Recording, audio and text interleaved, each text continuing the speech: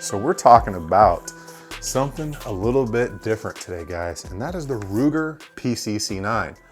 And this thing is pretty dang cool, I'm not gonna lie. This got like somewhat nostalgia for me because it almost reminds me of the first M1 I saw, or that SOCOM 16 or the SOCOM 2 that I first held. Very, very cool looking.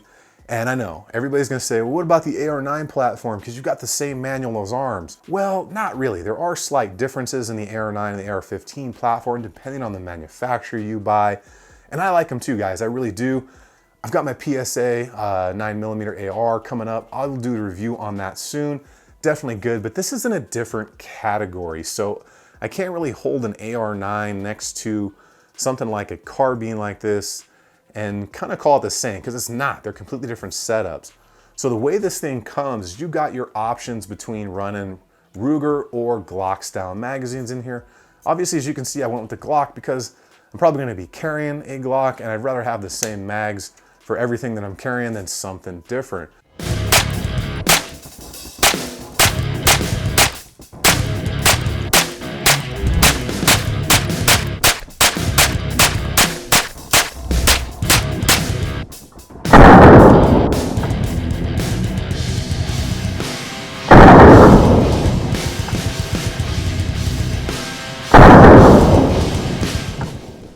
So definitely cool that Ruger did that. And right away I paired this up with that new Vortex Crossfire right there. Well, new-ish.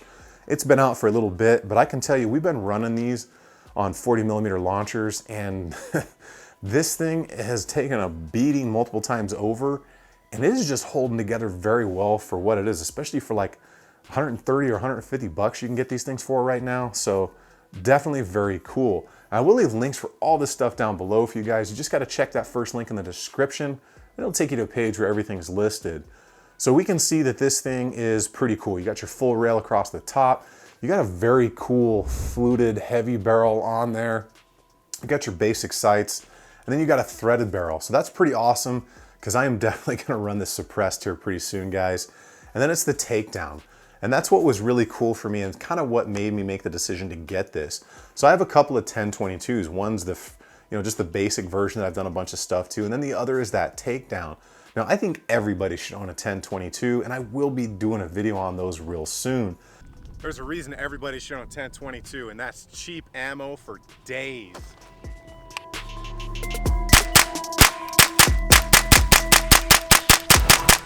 But for me, the reason I wanted this is, one, I liked the look of it, I liked the functionality of it, and for me, this is definitely something that I plan to keep in my fishing and outdoor stuff. So this is so easy because it's the takedown. Splits right in half here, you throw it in the bag, you go hiking for the day, walk around the woods, you can have some other stuff in there, some supplies, or you can just break this down, throw it in your backpack. Now, I know you can do the same thing with the AR and the AR9s, but those are different categories. So definitely something cool. And there are some pretty good options for this thing coming out already. I think the aftermarket support is gonna be fairly strong for these. It typically is for those Ruger rifle products like the 1022, and it'll probably follow suit with this PC9.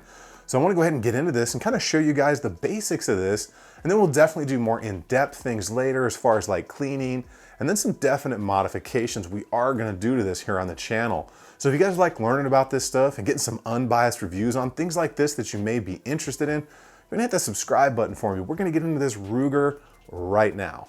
All right, everybody, we are jumping into the Ruger PC9 right here. So I'm gonna go ahead and get all the boring specs out of the way first. So machined aluminum, black synthetic stop, type 3 hard anodized on the metal parts here. Our barrel length on this is 16.12. When it's together, we have an overall length of 34.37. Obviously, guys, you realize this is a takedown. I didn't break it in half for you. So pretty cool. The barrel here is fluted and threaded, and they have done a very nice job on this machine work all the way around this build, everybody. Far better than some of the 1022s that I have seen out there. 1 in 10 twist rate here on this barrel, which is very common. This is the 9mm version. They do have a 40 cal version of this out as well. Got our adjustable ghost ring sights up in there, and then that protected bladed front sight that you can see there as well. Pretty cool stuff on this. MSRP on this is somewhere around $649, but you can generally get it far cheaper than that in the store. So let's go ahead and get into everything else, which is my opinion on this, and go over some of the cool options here. So I'm going to just bring in the kind of the insert from the box here. Now, I don't want to put the box in here because it's like huge and it's going to take up more camera space than I have. What you get in here, different block, goes down in the mag well here on this side right underneath. And you can use either the Ruger mags, or the one that I have in there right now is for the Glock mags, which is what I choose to use. You get your lock, you'll have all your regular manual material. You get your tools to adjust the ambidextrous controls on here. And then you got a couple spacers right there for the buttstock, which is awesome because some people, you know, different size, you can adjust that either in or out to your liking. So to get into everything out here, let's just kind of show you how it goes together. So right here, you can see the teeth on the end of that barrel extension right there, where it goes right there at the end of the chamber. It locks into the actual receiver portion. If you've never seen the 1022s, it's kind of almost like a taper lock system on a suppressor. And you've got this down here, which is the actual retention knob that goes in one directional. So we'll go ahead and see the corresponding grooves in here for the teeth on the rear of that barrel. And you can see right here, that's the portion where that retention portion fits in. So you're going to go together like this. Only goes in one way. It'll lock itself in. Go ahead and twist. You tighten this until it's firm. Then you are back together and you are good to go. Now for me, like I said, this is a little bit of nostalgia. I really like this because it reminds me almost of that first rifle that I shot, or those M1 carbines that I used to see as a kid in movies. Very, very cool. So to go over ambidextrous controls, you can change your charging handle right here. Very easy, goes from left to right, and then your magazine release as well. Now that is a very cool option there that Ruger has given us, because not everybody's left-handed, not everybody's right-handed, so definitely good stuff. Now the machine work we got here is just absolutely leaps and bounds what I have seen on previous 1022 models. All the way around that receiver here, very nice Picatinny rail, very well done. The coating is very high quality, and there's just no imperfections on this machine work. You can see all the way through the fluting on that barrel. Just absolutely well done, as some other 1022 rifles that I have seen. So there are already aftermarket parts coming out for these. Ruger's offering one with a full rail on it already. Midwest Industries has that rail out already. You do get your sling attachment points up here and then back here if you're into that. I'm definitely going to do something aftermarket with this. Probably when everything starts to come out, I'll be using sling attachment points on the rails and stuff. Other than that, guys, very easy to work on. Couple of different Allen heads down here, and you can pretty much break the whole thing down and apart. Shoots very, very well. You do have a little section of Picatinny rail up there in the front in case you wanted to add a light or a laser or something like that. Bipod legs if you're into that as well. So having the Glock extension in there, go ahead and bring in a couple of my mags here and break this back down. Now to break it down, you have to have the bolt lock to the rear. This is your bolt lock latch right there. So you have to have that depressed, guys, right here. Pull it back, it'll slide into place. Pull this button forward, twist it off. The reason I want to break this down is because I want to show you some of the differences in the magazines that go on this. So go ahead and bring in just a couple of the basic mags that I use on a regular basis here. Aftermarket stuff. So we'll start with the mag pull. Glock 9mm mag. Been using these a ton, good stuff. Fits in there perfectly. Drops free, no issues at all. Falls out of there as it should. Now the ETS mags, the extended ones, of course, who's not going to carry an extended mag unless you're stuck in a state that doesn't allow it, but same thing, depress that mag release and it flies out on its own. Now, the Glock magazines are a little tighter, guys. You can see they don't want to drop free. That's the 19 mag with an extension from Barracuda Tactical. And then this is the factory extended Glock magazine, and it doesn't want to drop free either. So just a little bit tight, something to kind of keep an eye on if you are using aftermarket mags and want to do speed reloads or something.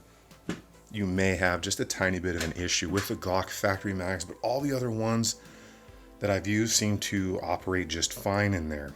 So I paired this up right off the bat with that new Crossfire, well, new-ish Crossfire from Vortex. I have a full review on that coming soon. For the price, guys, this thing is awesome.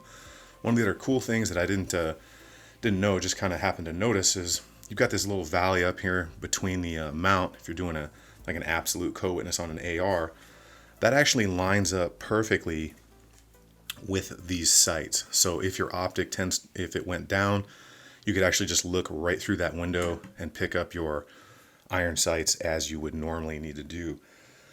Now, Ruger's offering a bunch of different things in here already. They've got different color stocks. They've got the full rail. They've got the 40 cal out now. And I really think the aftermarket support for this is going to be better than it has before. It maybe, hopefully, will rival that 1022, because I would love to see an aftermarket trigger group for this to make this a really, really quick setup. In all, I think this thing is a lot of fun. I think there's a lot of people that would be into it. Definitely something that I'm going to take and keep with me with my outdoor gear, my fishing gear, the RV type stuff, camping. So we're going to go ahead and get back up into the chair, guys, and we will finish this up on the Ruger pistol caliber carbine in the 9mm. So I definitely really like this, guys.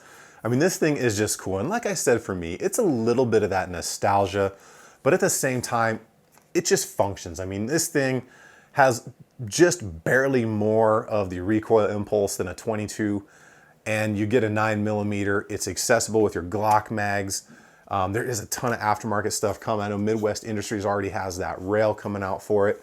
I am definitely going to run this thing suppressed, and I guarantee there's stocks out. I think they're already out. If not, I know they're coming out. So there's going to be a lot of really cool aftermarket support. Now, definitely not something that's probably going to be everybody's first choice, but I think it is a really good choice for those that are looking for something in that carbine pistol caliber, maybe people that don't want that AR9 platform, because you do get a lot of options between, you know, changing the bolt release over, you've got your full rail, you got sights on it already, but I'm gonna pretty much be relying on my optic at this point, and I will probably be taking these sights off. With that Midwest Industries rail, I may put something else on there, but it's just really cool for what it is, and I think it's just a blast out there on the range. The ability to take this thing down and basically make it half its size is just awesome, because like I said, my plans for this, I pretty much want to keep this in my boat for when I'm out at the lake and just have some fun with it. And this is something I could really see me taking some friends out to the range with, or some of my friends' kids that may want to shoot something like this but are kind of maybe intimidated by the 223 or the 5.56 setups, or even the AR9 setups. This is something that could be very easily used for multiple different people out on the range. And like I said, I just like it. It looks cool. It's got that nostalgic look to me. Reminds me of my first kind of old rifle, but gives me modern options. So in the future, guys, we will be doing, obviously, the modification videos to this. We'll do a full breakdown and cleaning, and then we'll do whatever else we can to it. But I just wanted to put this out here in case you guys were interested or had been looking at this. I know there's some stuff out there on the market that is already out for these, and I definitely have plans to have fun with it. So I appreciate you guys stopping by. I know your time is valuable to you, and it is to me as well. So if you guys like learning about this stuff and getting these honest reviews, go ahead and hit that subscribe button for me. If you guys like the video, give me that thumbs up. I will leave links for everything you saw down below. If you're on YouTube, you got to check that first link in the description. It'll take you to a page where everything is listed. If you didn't like the video and you didn't like learning about this, you're still here. So hit the thumbs up and subscribe anyways, and I will see you guys on the next one.